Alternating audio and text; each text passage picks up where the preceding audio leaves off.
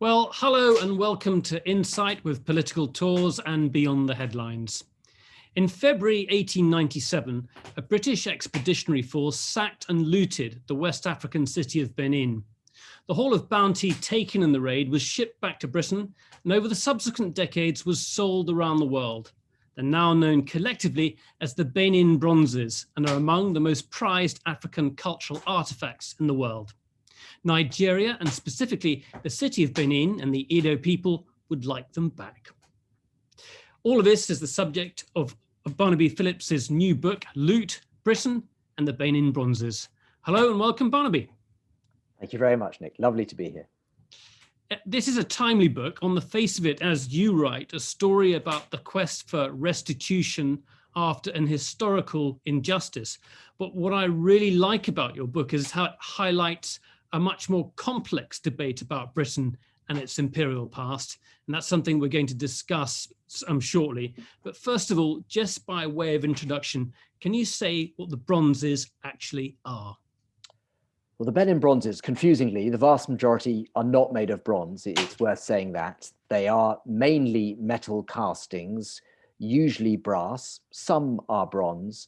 But typically when we talk about the Benin Bronzes, we're also talking about some absolutely spectacular ivory carvings as well. This was the loot which a British punitive expedition carried off in 1897 and brought back to Europe. But many people in Benin City, which was the capital of the old Benin Empire, today a large city in modern day Nigeria, would point out, well, look, our brass casting tradition, our carving tradition did not end. There are still many people in this city today. The crafts are alive. And so the Benin Bronzes in museum talk refers to what was taken in 1897. But I think it's important to say that fabulous pieces of art are still being made in Benin City. Okay, well, the controversy that goes to the heart of this story is, of course, the fact that they were stolen in 1897. Can you give us some background to the raid that you just mentioned? What actually took place? Well, the short story is that in January of 1897, a British expedition was making its way to Benin City, the capital of the Benin Empire, which had been there for, well, depending on who you believe, but many, many hundreds of years, perhaps 800 years, perhaps 1,000 years, to go and see the Oba, who is the king of Benin. They were told not to come. They weren't welcome. They did come. And 7 of these British officials were murdered. That produced a furious reaction in London, and only 6 weeks later, a punitive expedition was sent, and you can see some of the special forces officers there, the leaders of the expedition, on their way sailing from Liverpool. And within 6 weeks, this force had assembled from Cape Town, from Malta, from Liverpool, from London, marched into what is today southern Nigeria, stormed the city of Benin and looted all its treasures and toppled the Oba. His ancestors could trace their line right back to the 13th century. And they took from his palace this amazing collection of loot. And you can see some of the British officers there. This is photo, we believe, is taken 1 or 2 days after the British have captured Benin. Its empire is then incorporated into the protectorate of what becomes southern Nigeria, which becomes the bigger protectorate of Nigeria in 1914. The Oba returns, his son returns, in fact. The Oba himself is sent into exile. His son returns in 1914, much more of a figurehead, obviously, and there is still an Oba in Benin City today. He is the great-great-grandson of Oba Ovenramwen, who was overthrown by the British in 1897. It was, as you say, a punitive raid, and the soldiers who took part in it weren't that, I mean, they saw this as bounty, and even and there was controversy at the time about the idea of basically looting things. But I think that, can you talk a bit about the surprise across the world and also in Britain about the quality of those artifacts, which they couldn't believe that there was such skilled craftsmanship, and then perhaps talk a bit more about the rich cultural heritage that Benin had and the kingdom in particular. Yes, that's right. I mean, these British soldiers and sailors were not art critics. They were taking souvenirs of a victory. They were looking for ivory tusks, which they thought they could sell off. And it was a pretty chaotic process when they were essentially dismantling the Ober's palace, taking whatever they could, loading it up onto donkeys, taking it back by ship. A few of the more senior figures said, hold on, these are some quite unusual objects we're seeing here.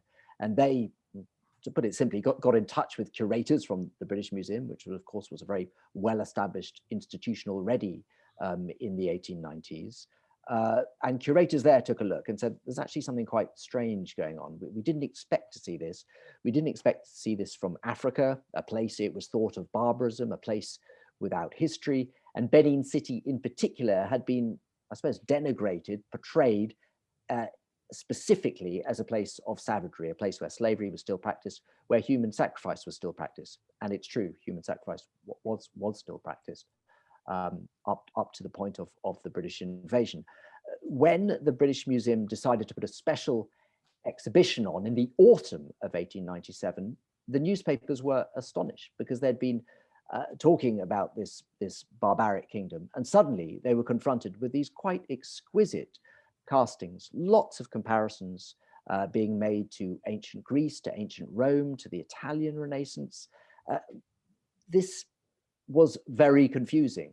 Moreover, the idea that African civilizations did not have history was directly contradicted by the evidence that the Benin Bronzes presented. Many of them are plaques, and in great detail, they portrayed Portuguese visitors, Portuguese soldiers in 15th century armor. In other words, evidently, these pieces were hundreds of years old and the civilization was hundreds of years old. And I suppose that takes me neatly back into the history of the Benin Kingdom, which seems to have risen up probably in the 12th or 13th century. Its real, I suppose, the peak of its glory was probably the 16th century. By then, it was trading peacefully with Portuguese who had arrived in the late 15th century. And over subsequent centuries, the Portuguese are replaced as European imperial power ebbs and flows by the Dutch, by the French, by the British. But that is a harmonious relationship between Europe and the Benin Empire that lasts for some 400 years. And the Benin Empire at its zenith controls an area, I suppose, of thousands of square kilometers in what is southern Nigeria today. It remains, I think this is very unusual for West Africa, remains somewhat on the periphery of the slave trade, and perhaps is not as corrupted and brutalized by the slave trade as other West African kingdoms are. And I think in part that is a reflection of Benin's relative power. It didn't need to trade slaves with the Europeans. It didn't need the Europeans in the same way as often the Europeans needed or wanted commodities from Benin. But that relationship with Europe, I suppose, turns bad during the 19th century, by which time the British are well established as the preeminent imperial power on the west coast of Africa. They are no longer interested in slaves. In fact, they've become quite zealously anti-slavery. But something else has happened in Britain in the meantime, which is that there's been an industrial revolution, and there is a sudden appetite for palm oil, for rubber, for these kinds of commodities. And so you have traders, in particularly Liverpool and Glasgow, who are getting very impatient with the British government, which is often rather reluctant to send soldiers to that part of the world. They always catch fever, they die, it's expensive. But the traders are egging on the British government to actually control territory, to really establish what we know today as colonies. And of course, there are other dynamics. There's jealousy and rivalry between the French and the Germans. And I suppose that's why what I told you at the beginning of the British expedition being massacred, the British call that the Benin massacre, but that's contentious in Benin. They, of course, would say that the real massacre happened when the British marched in with their Maxim guns 6 weeks later. But I suppose that was only a catalyst, and perhaps most likely, it was inevitable that Britain was going to invade this kingdom sooner rather than later. After all, it was only the last in a long list of West African kingdoms which the British were tending to incorporate fairly brutally whenever there was any resistance. Yeah, one of the things I noted in the book was Benin actually sent ambassadors to Lisbon in the 16th century. I mean, I think that's absolutely amazing. That's incredible. That tie with Portugal in particular is very, very rich. As you say, ambassadors to Lisbon. Richard Burton, the famous East African explorer and man of Arabia, he in his very colourful career, he at one point in the 1860s is the British sort of trade envoy in that part of the world. And when he visits Benin City, and he says that the elderly people there speak a sort of a type of Lusophone lingua to try and make him understand, but of course they don't. The Portuguese try to bring Christianity to the Edo Empire, and Catholic missionaries go back and forth for hundreds of years, but eventually that withers and dies. And it's not until after the British have taken over in the 1890s that Anglican missionaries and other Catholic missionaries come in and I suppose spread the gospel amongst the Edo people at the beginning of the 20th century, when it's being incorporated into the British Empire. So we're talking about sort of Britain's imperial history, but really this is a very, very current subject. All of what we've been discussing now is a preamble to a debate about this colossal collection, this incredible collection that is now in people's private collections and distributed throughout museums across the Western world. And that's the controversy. The controversy is what happens to those cultural artifacts now. And we'll come into that, the arguments about that and how it should be treated. The obvious parallel, I guess, is that if you loot art like the Nazis, surely it should be returned to its rightful owners. And we'll get to that in a second. But before we do, just explain how the collection, I mean, you talked about the British Museum, but also there were private collectors. And in many cases, these pieces remained in private hands for many generations. They did, and in fact, they still do. Hundreds are still in private hands. The way in which the Benin Bronzes are dispersed around the Western world, and it is really the Western world, is pretty random. A lot of these British officers instantly put up what they've got for sale. So there are auctions in London in the summer of 1897. Yes, the British Museum get a few hundred. In fact, they've ended up with about 900. The British Museum was still buying Benin Bronzes, incidentally, right up until the 1980s. But it's in fact German museum curators who react with great alacrity. They come over to Britain in the summer of 1897, realize this is something very special. And that explains why museums in Berlin, in Dresden, in Hamburg, in Stuttgart still today have some of the best collections of Benin Bronzes. Others end up, of course, in France, eventually in the United States, in Holland, Sweden, and so on. But others always remain in the private market. In some cases, some of the most senior officers don't die until the late 1920s, early 1930s. There are a series of spectacular auctions then. And the result of this is that Benin Bronzes continue to pop up in strange and weird and wonderful ways. And this was really one of the most sort of exciting elements of my book, is tracing the backstories of these Benin Bronzes.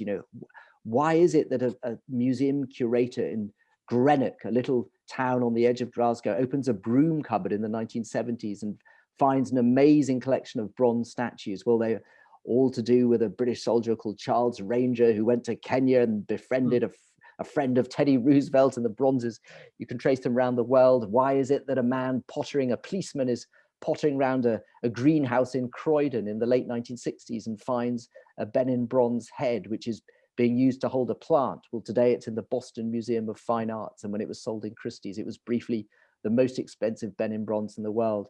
There's another remarkable story of a very astute art dealer in London who bought a Benin bronze for a few £100s in the 1950s. His family were Jewish emigres who had fled the Holocaust. He died. He told his children that he had one more treasure hidden in a safe box underneath a bank in Mayfair, and they should not open that, should not sell what was in it unless, quotes, there was another Holocaust. Well, in 2016, I recount the story of how they did go into that safe box. They found an immaculate 16th century Benin bronze head. Art dealers were amazed. And we now know that that Benin bronze was sold for £10 million, which is an awful lot more than any other Benin bronze that we know of has been sold for. It's a staggering figure. But here we are, we're now in an era where we're trying to deal with the legacy of our imperial past and try to put, wrongs to right. What's going on here? Why haven't those bronzes been returned to Nigeria? And can you talk about some of the people campaigning for that to happen? Yes, I think things have changed very, very quickly here, Nick, that even 5 or 10 years ago, we were in a completely different space. There were forlorn efforts to raise this issue.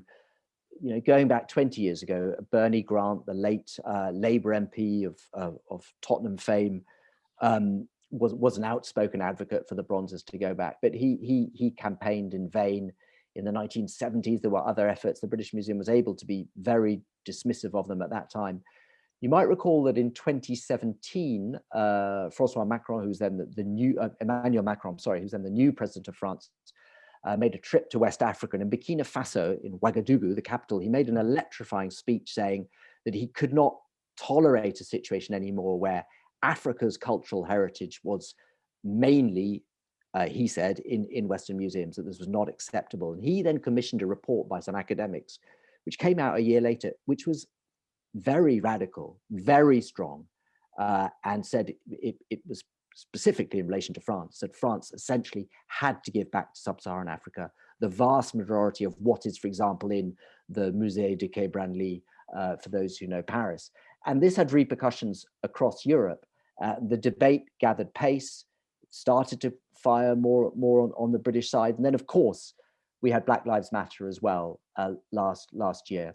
And with that, slavers' statues coming down, assessments of history, new ways of looking at history. And all of these put institutions like the British Museum in an extremely difficult situation. And you're right. You put the question to British Museum curators, what is the difference with Nazi looted art, around which there is now specific legislation to enable its return? And there are no easy answers to that. Well, in fact, to be honest, that there are two possible answers. One is time. We draw the line somewhere in terms of historical wrongs. Of course we do. We're not saying that what was taken from ancient Greece should be returned from ancient Rome. And so maybe that line is, who knows, 1900? Well, in this case, 1897 is pretty close to 1900. And the other, perhaps more awkward line of argument that no one will dare say, is that we seem to have some double standards, and that when a terrible injustice is done to people in Europe, as in the Holocaust, we seek redress, but we're not quite ready to do that for people who are a bit further away, or perhaps we weren't 10 years ago, but we feel we are now. So the situation is very in flux at the moment. Your book actually shows that it's even more complicated than that. And also it also sort of raises some uncomfortable issues here again, and I'll explain why. Many of the pieces within Nigeria's own collections have gone missing, haven't they? Yes, I felt it's important, first of all, not to romanticize the Benin Kingdom in the first case. Like any empire, or like many empires, I suppose, it was a combination of wonderful cultural achievement, but it also could be a cruel place, and for those who defeated it, it was a merciless place. And then I also felt it was important not to hide the awkward truths about Nigeria. Just to pick up on that was used as one of the justifications, perhaps, for the raid, in that there was human sacrifice. There were repeated reports of really appalling conditions within the city, and so therefore the Imperial Britain could justify bringing civilization to this area. Yes, exactly. And I think that the fact that human sacrifice was used as the justification for what the British does makes it such an emotive issue now, because to look at it objectively and try and work out what happened, you're entering today's debate about colonialism and restitution. So it's very, very difficult. And I felt the weight of history trying to write about that issue fairly. But the second issue, coming forward is Nigeria today, because I think there's consensus clearly that what the British did in 1897 was deplorable and wrong, and it wouldn't happen today. And something has to happen with the Benin Bronzes, I do believe. But then we get into a debate about the future of the Benin Bronzes, the practicalities. They're going to go back to Nigeria. Well, what will happen to them when or if they do go to Nigeria? And I think it is important to say, and it's not said enough, that Nigerian museums do currently have probably the fourth biggest collection of Benin Bronzes in the world. Now, that's not good enough. They should have a bigger collection. There's no reason why their collection should be smaller than America's or Germany's or Britain's. But the fact that its museums to date have done a very bad job at displaying their Benin Bronzes, they're terribly under-resourced, and in some cases in preventing their theft, needs to be said if we're talking about the future of the Benin Bronzes, absolutely. Okay, well, I'd love people to start bringing their own questions in. So if you can put your questions in the Q&A box down here on the bottom right, and please do, if you want to enter the discussion about how far should we go back to look at the wrongs of our past, whether it's pulling down statues, changing the names of buildings. This is the time to get into that debate. And coming back again to the book, there are lots of complex examples that show that things are much more complex than they seem. And I'm going to take the example of one Benin bronze sitting in one place called Windsor Castle. Can you talk about that? Well, that's an amazing story. So going back to the 1940s and 50s, I think one of the real heroes of my book, and I love to find these sort of nuanced characters who don't fit the stereotypes, is in fact a British man called Kenneth Murray, who dedicates his life to Nigeria, extremely talented artist, tireless curator, and spends an awful lot of time in the 1940s and 50s working with a man called William Fagg, who maybe some people have heard of, who was a famous British Museum curator, in buying back Benin Bronzes in the auction rooms of London, and many were coming up for sale in the 1950s. And between them, they do buy back dozens of absolutely superb Benin Bronzes, which are in Nigerian museums today. One of these Benin Bronzes, which they buy back, jump forward now to the early 1970s. Nigeria is by now it's independent, but it's already had, in fact, a few coups by now. It's under military government. It's already had a civil war as well. And the military leader, General Gowon, is about to go on a state visit to Britain. And he thinks, well, what's a nice present that I can take Her Majesty the Queen? And he rings up the museum curator, a man called Ekpo Ayo, and says, I'm coming round to have the pick of what I would like. And he takes a Benin bronze head and presents it to Her Majesty the Queen. And it is now in the royal collection in Windsor Castle. In other words, it is a Benin bronze head that has been looted twice, once by British soldiers in 1897 and once by a Nigerian military ruler in the early 1970s. And that in itself, the fact that actually takes place is used in the argument by the British Museum not to hand the bronzes back to Nigeria. So it's an incredible sort of circular argument. That's right. I had very good access to the British Museum eventually. It was difficult. I felt it took me a long time to get access to the right people in the British Museum and to have a really good look through the archives there.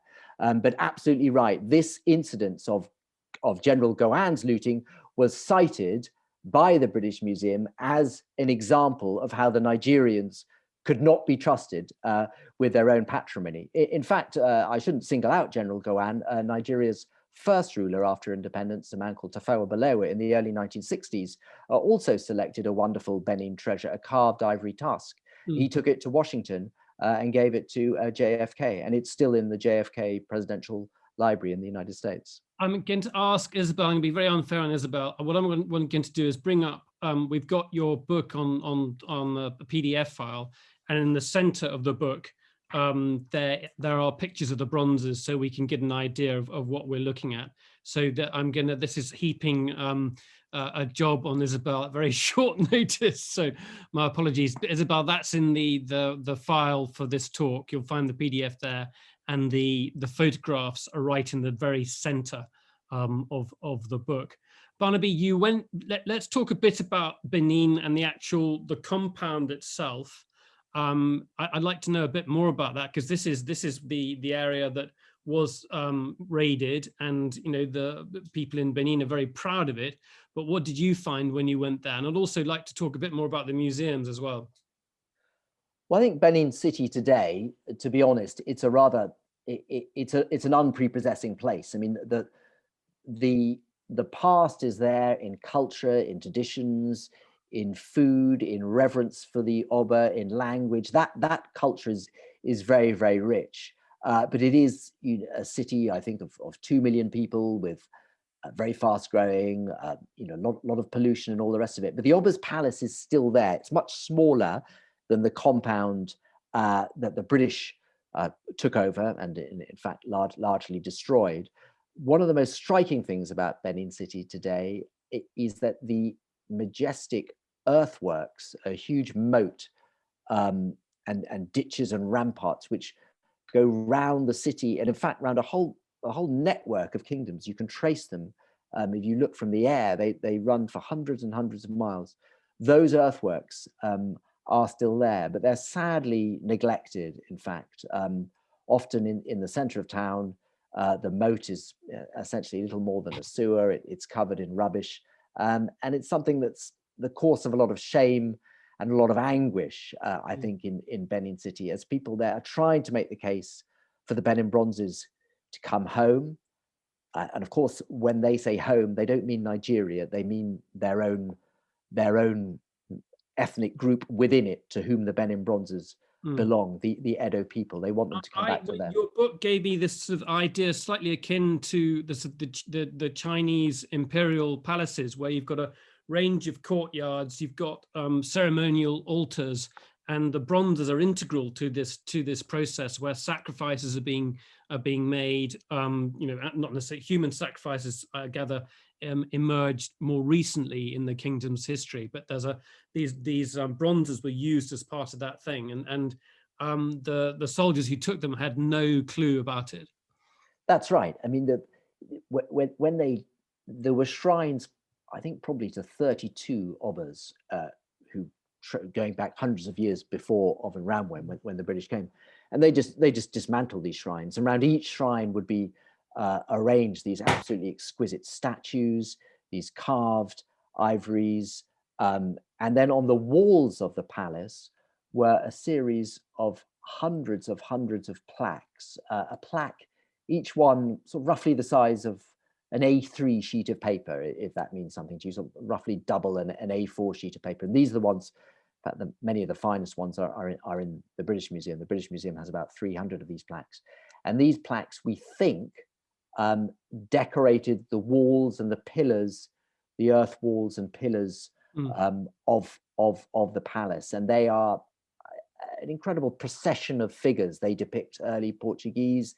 They depict rows and rows of warriors and obas. They're almost hieroglyphic-like, in fact. And this is one of the reasons why, when the British took these objects back to London in 1897, and all this confusion set off, all sorts of people came up and said, "Well, hang on, these can't possibly have been made by this Black African kingdom. They must have come from ancient Egypt." All sorts of other theories, and maybe they'd come all the way from India, and the Portuguese had dropped them off, or a lost ship of Portuguese craftsmen had somehow made them.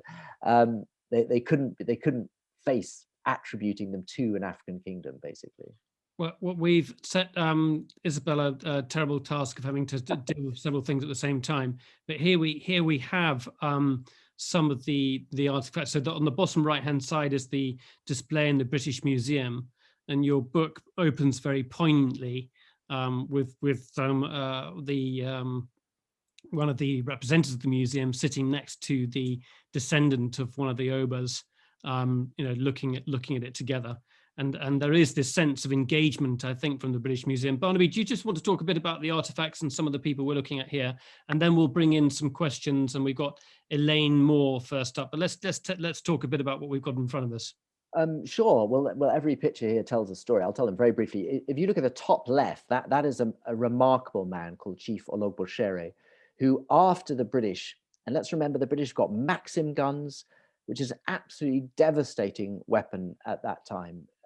Can spit out hundreds of bullets in a minute. The British have no problem in taking over Benin City, but this man, this chief, fights on with some loyal followers in the bush. He runs a guerrilla war for 2 years before the British eventually starve him out.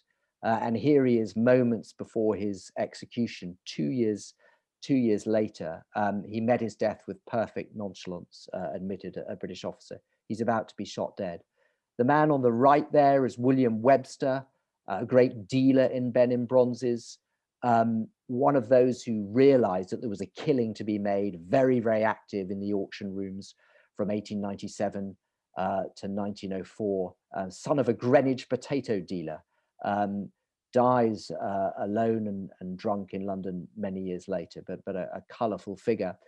Below, you can see Oba Ovenramwem in exile. He'd been sent to Calabar, which was the capital. It's still a large city on the coast of southeast Nigeria.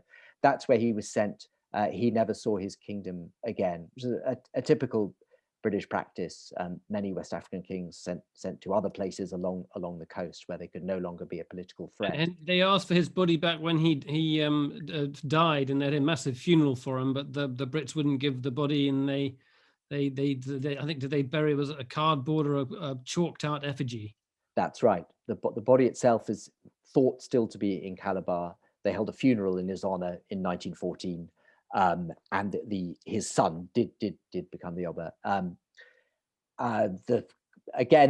Colorful stories with the two bronzes on the top left. Some of you might have heard the story of a remarkable man called Mark Walker, whose grandfather, Herbert Walker, was a British intelligence officer. In fact, you saw him in that first picture, those officers on the ship, the sort of men of war, those rather tough-looking men.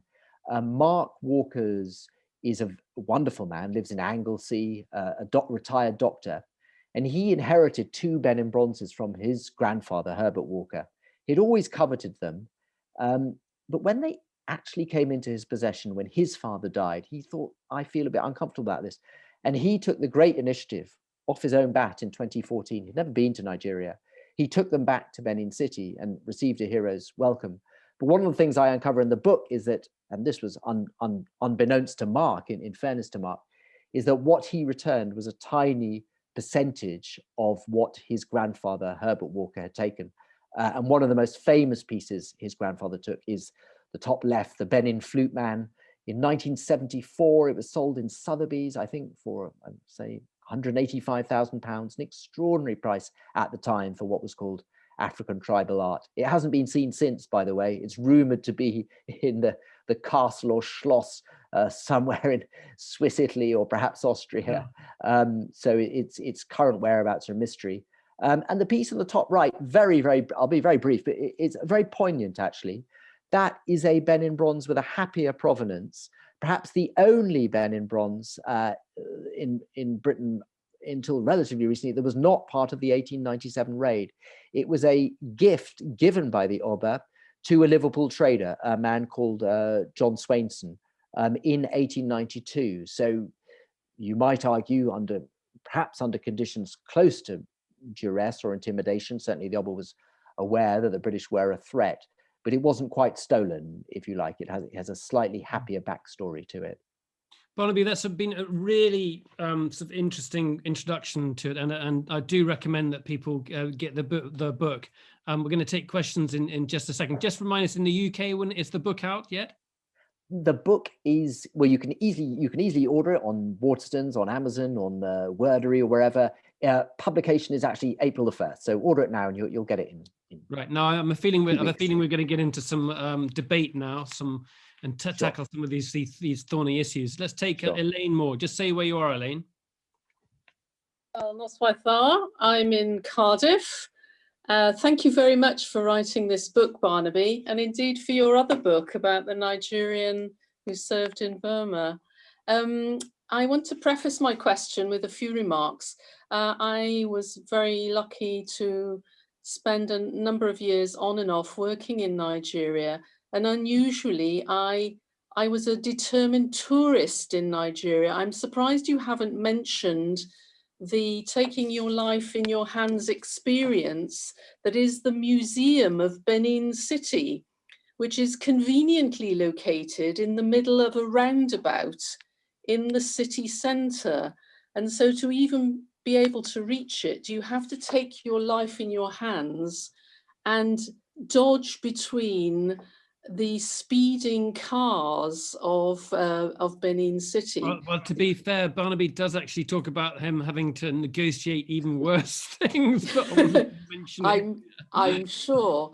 But I wanted to ask you specifically, because I have seen some examples of very good museums and very good explanations of history, particularly in Kano, and actually Calabar wasn't too bad. But what do you think will be the effect of the proposed new museum that Britain is so generously proposing to build in Benin City? Great question, Elaine. I mean, but Barnaby, just to talk about some of the museums you have gone around and what a dilapidated condition they're in. Well, so there are more than 50 museums across Nigeria, and Elaine is right. Some of them were at the very cutting edge of African museums. That the National Museum in Lagos, a modernist building, a source of great pride through the 60s, 70s, 80s, in much worse condition today. The museum in Jos, in particular, was a famous museum. It had all, it had pottery works. It had a zoo. It had a famous restaurant. It was quite a sort of avant-garde center for artists. But I think generally what is sad is that the National Commission for Museums and Monuments, which runs these bodies across Nigeria, is chronically underfunded. There was a very dark period in Nigerian museums, really the 80s, especially the 90s, when there were a lot of thefts, well documented thefts, which I talk about. In fairness, I think we've come through that period, and they are still neglected, still underfunded, but a little bit safer. What you're alluding to, Elaine, is the idea of building a new museum in Benin City. The British have not offered to fund it. In fact, they're saying the Nigerians should fund it.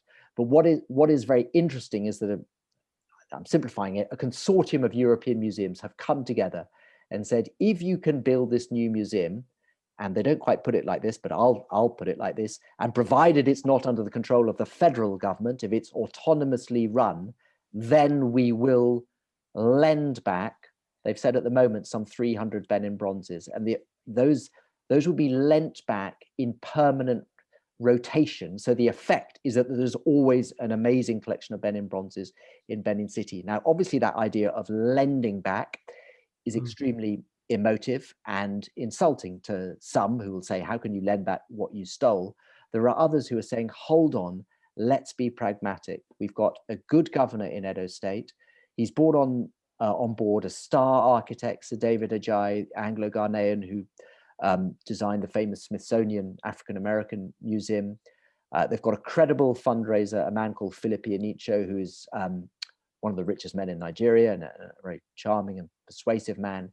And there is a window of opportunity because of the political pressures here that we were talking to earlier for really, I think, I would say the most significant moment in African post-independence cultural history, if these Benin Bronzes do get back.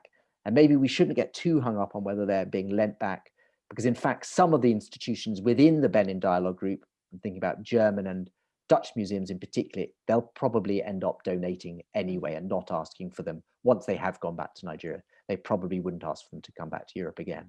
Okay, that links into the next question, which is from Sheila de Belay. Go ahead, Sheila. Okay, I don't think anyone could deny after the story you've told that the looting of Benin Bronzes was terrible and redress should be made. My question is just more general. What do you say to the proposition that it's beneficial for people to be able to see and appreciate works of art and culture from other countries which they may not be able to travel to, i.e. that the spread of knowledge of art and culture is a universal good? And Sheila, are you implying that that's more likely to happen in Britain or Berlin than it is in Benin? No, I'm just saying that it's a universal good that people should be able to see the works of art of other countries, because people cannot necessarily travel to Nigeria, to Benin, to see Benin Bronzes if they're all there. That kind of thing. So my answer, Sheila, is how could anyone disagree with you? Absolutely, of course. And in the British Museum, I mean, in happier pre-COVID days, some 6 million visitors a year. What an extraordinary opportunity to see these wonderful works of art. I mean, we call them works of art. I suppose, you know, originally they were works of religion, of spiritual importance, but absolutely. I think the point is that in Benin City, no one would disagree with you either. In fact, that you'll talk to many people in Benin City who will say that these objects have been wonderful ambassadors for our culture. You'll meet people who will tell you quite surprising things, that when they went to the British Museum, and obviously that's a relatively small, wealthy elite, they felt an enormous pride at the recognition being given their culture. The current Oba of Benin, Uweri II, is himself a former Nigerian diplomat. He was the Nigerian ambassador in Angola and in Italy, and so he gets this as well. And the position of the palace and the Nigerians as a whole is a bit more nuanced than we might think. They're not saying all of these objects should come back. They're saying these objects have been wonderful ambassadors for our culture, and we would like them, some of them, to remain in London, in Paris, in New York, in the Field Museum in Chicago, and so on. But they would argue that there is a point of principle over ownership, even for those which don't come back, and they would also like a significant number more to come back. So, Barnaby, I mean, the principle also is, look, this was stolen from them, and they should be able to do what they want with them. Against it. Yes, exactly. That's what they would say, and they would say, you know, we want that moral recognition, and then yes, we agree that. Let's be realistic. You know, millions of people from around the world are not going to come to Benin City. I mean, it's difficult to get a visa to Nigeria. It's an awkward journey from Lagos or Abuja to Benin City. There are barely any hotels once you get there. And there isn't that much else to do, although there is a wonderful national park with a few elephants, as I argue in the book. I guess the counter argument is that the bronzes are more than just belonging to a particular country or to a particular people. You know, there's a sort of patrimoine, you know, issue. These are so important. There's a global importance attached to them. Yes, and that they have become part of global heritage, and their meaning as objects has changed. And I think that undoubtedly Prince Gregory Akenzwe, he's the Oba's uncle, and he is the point man in these negotiations. He gets all this completely. He understands that these objects, the clock cannot be turned back. Many of them have been in Western museums, or not many of them, quite a few of them have been in Western museums longer than they were in the Oba's palace, because quite a few of them had been cast, quotes, only in the 19th century. They've now been in Western museums, say, for 130 years. So their meaning as objects has changed, and they're very cognizant of that. And after all, they're saying when they come back, they will go into a new kind of museum here. They won't be hidden away in the Oba's palace as they would have been pre-1897. That links in neatly to a question from Simon Jackson. Go ahead, Simon. So beyond the bronzes, what criteria should Western museums use to determine what should be returned and what constitutes a legitimate collection? And just one other thing, what do you think of the new incarnation of the African Museum in Brussels? Well, so on the second, I've read accounts of the new museum in Brussels. So I'm not an expert on it. So the background is that this was a museum set up by King Leopold II, the notorious owner of one point of the Belgian Congo. And I suppose it is seen as, I mean, correct me if I'm wrong, Simon, but it is seen as an example of an imperialist museum that conform to every trope of Western prejudice against Africa, and there's now an attempt to present these issues in a more nuanced way. But I haven't been to that museum, so I'll stay clear of that. I suppose, as regards the first question, I'm calling for pragmatism and a case by case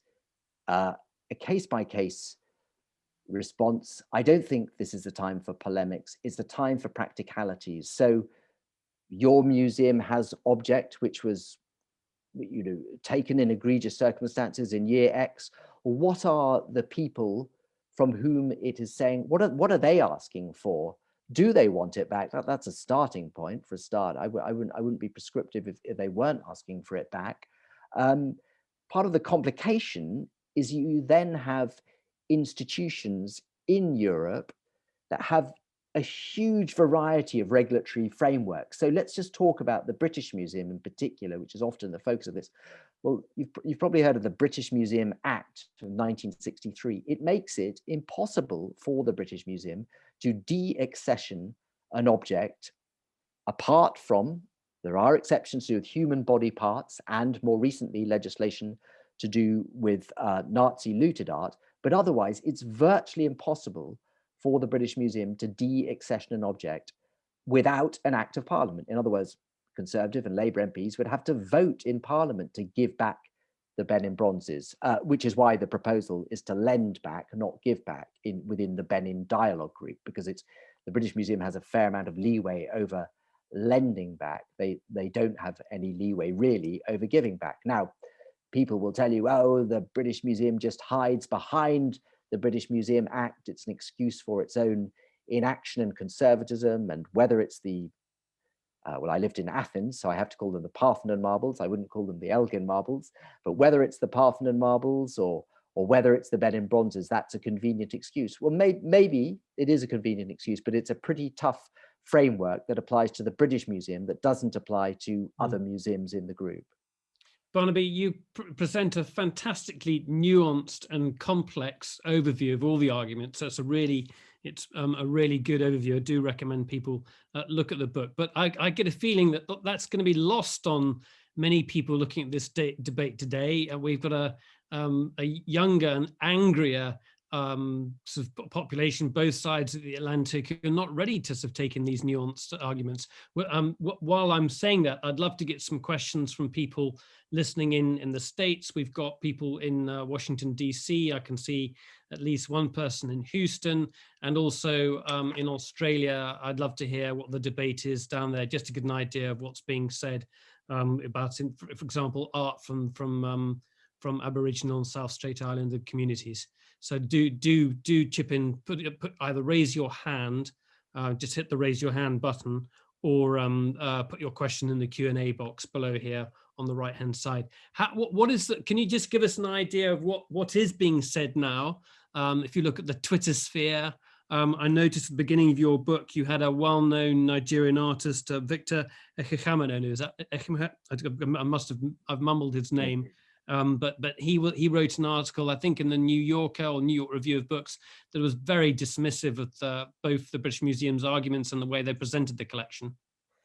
Yes, I think things have got a lot angrier, and I think particularly last summer things became more polarized. And you're absolutely right, there is a generational divide, and the British Museum's director, Hartwig Fischer, he put out a statement during Black Lives Matter, and he said, this museum stands against racism and on the side of Black Lives Matter, and the reaction from the Twitter sphere was just one of digital scorn of like, you what, you the master of the House of Lute. How dare you?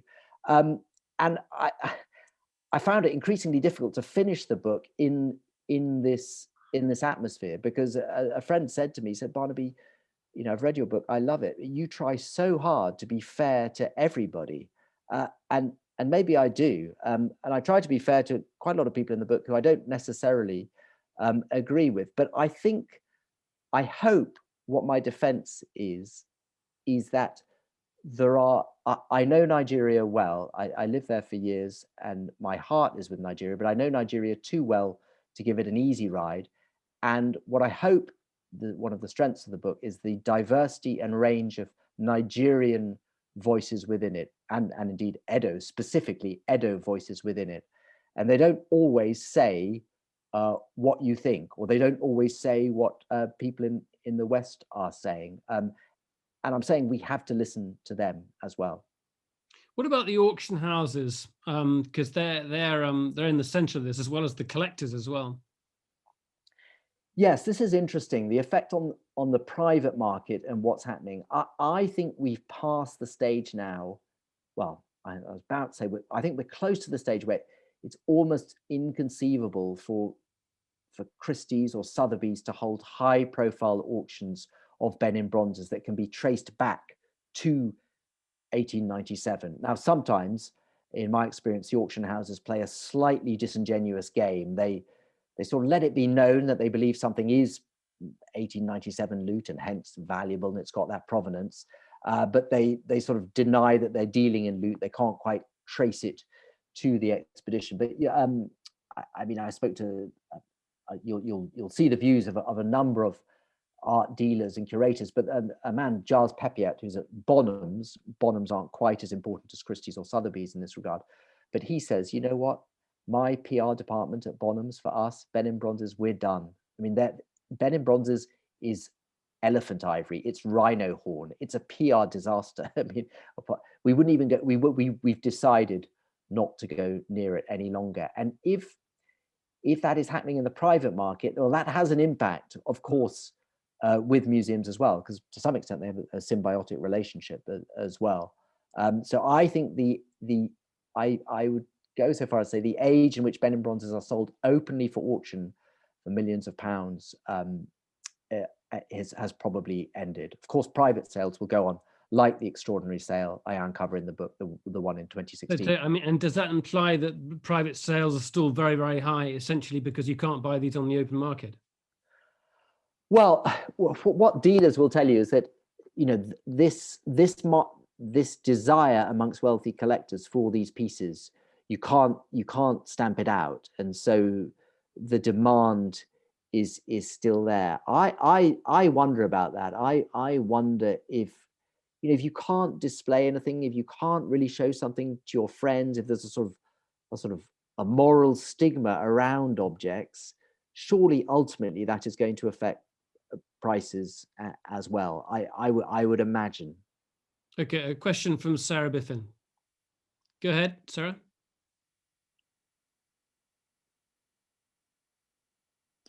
Can you ask it for me? You go ahead, go on. I think we can hear you now. I wondered if there'd been any substantial returns of looted objects to their country of origin in recent years. So, well, one of the things I say in the book, Sarah, is how many Benin Bronzes did go back to Nigeria in the 1940s and 50s and 60s, but that's not really recent years. I told you about the report commissioned by Emmanuel Macron, produced with great fanfare at the end of 2018, and that put the French government under great pressure. But very little has happened, even in the French case, since then. So there have been some symbolic returns. There's a particular sword went back to Senegal. The French Parliament has now voted to return 26 objects, most of which I believe are in the Musée de Quai Branly, to the Kingdom of Abomey, which is in the confusingly named Benin Republic, which is to the west of Nigeria. In French colonial times, it was known as Dahomey. There have been some returns of human body parts, which of course are often the most emotive and contentious, to Namibia from Germany. Of course, you'll probably know so one of the most notorious episodes of European colonialism was the genocide against the Herero people at the beginning of the 20th century. So there have been some piecemeal returns to Africa, also in fact to Aboriginal people of Australia, but nothing substantial. And in France, the one country which seemed to have made the explicit political decision to go down this route, even in the French case, not very much has happened in practice. There are now new museum guidelines in Holland and Germany, which give museums much greater latitude to return objects should they want, and put the onus on museums, in fact, to do so. So we'll see where we are. It's a fast changing situation. Yeah, and I wonder if they're going to see any more sort of private collectors returning artifacts like the Walker family. Let's bring another question in. Fran Hoffman, go ahead, Fran. Yeah, actually it's related and you've answered it partially. I've just been curious about whether there are legal avenues to pursue, or is the effort to return simply one of persuasion and kind of moral indignation, and maybe the return, what's happening country by country with return of the World War II artifacts is relevant here. But are there forums that countries can appeal to exert more legal pressure? Well, the legal framework is very weak outside specifically to do with objects looted in the Second World War by the Nazis is the short answer to that question, Fran. I think I would say as well, in the case of the Benin Bronzes, and this is why we're at such an interesting time, I honestly feel that the Nigerians, the Oba's palace, the governor of Edo State and other officials are pushing against an open door. They will tell you that, quite frankly, when they talk to some of the European museums, a lot of the European museums now are under such pressure and feel so uncomfortable that they do want to give or lend back. So it's slightly a moot point. I think things may have moved on to a certain extent. And this is what is so exciting, is that actually the future of the Benin Bronzes is to an extent in the Nigerians' hands for the first time since 1897. They now have to build a wonderful museum. Well, they've hired one of the best architects in the world. They have to raise the money, and then these bronzes will go back. The agreement is there, and I don't see the British Museum going back on the agreement it's made. I guess there That's might be fascinating. voices in the Twitter sphere that would say that the imperial powers that stole the stuff in the first place should be paying for it. There should be some recompense there. Absolutely, they would say that. The British Museum will tell you, look, we're caught between a rock and a hard place. We're not allowed to take money from fossil fuel companies. Many people would say, quite rightly, our government funding is being cut again and again. We don't have the resources to go and build a museum in Nigeria at the moment. And what about the British government? Well, that's a question for the British government, but how can I put this? Given their rhetoric on these issues, I don't see Boris Johnson's government making a priority out of spending money on building museums in former British colonies for the return of objects that were taken in contentious circumstances. I would love, Isabel, can we just get a picture of Barnaby's book back up so everyone can see it? Just to give an idea of what everyone's got to look out for. We've got one more question from Geraldine Gill. So while Isabel's getting that, let's get a question from Jerry. Go ahead, Jerry, who's in Houston, Texas. Go ahead, Jerry. Just do your microphone. We'll be fine. I'm going to ask you a question for you. It said, Barnaby, she says, is there assurance that returned bronzes will not end up in private collections? We moved on from that period in the 1990s where security guards were actually going to the museum, taking stuff out and then passing it on to middlemen, and then it'll be found in private collections in even other museums around the world. Well, I don't want to sound naive about Nigeria because we shouldn't be, but if these Benin Bronzes did go back, it would be a very, very high profile event. And if they subsequently disappeared, were stolen, were duplicated, it would be a terrible and shaming scandal, which I don't think the Oba of Benin or the Nigerian authorities would tolerate, and would be a massive blow to the restitution cause, which I think that is unlikely, in fact. So really what you're saying is that things are moving towards a happy ending. There's a form of consensus emerging, and it's really about raising the funds to create a place for them there in Benin City. That's right. And in fact, it's a complex compromise that has been worked out within the Benin Dialogue Group. It's unprecedented. The agreement has been reached in principle.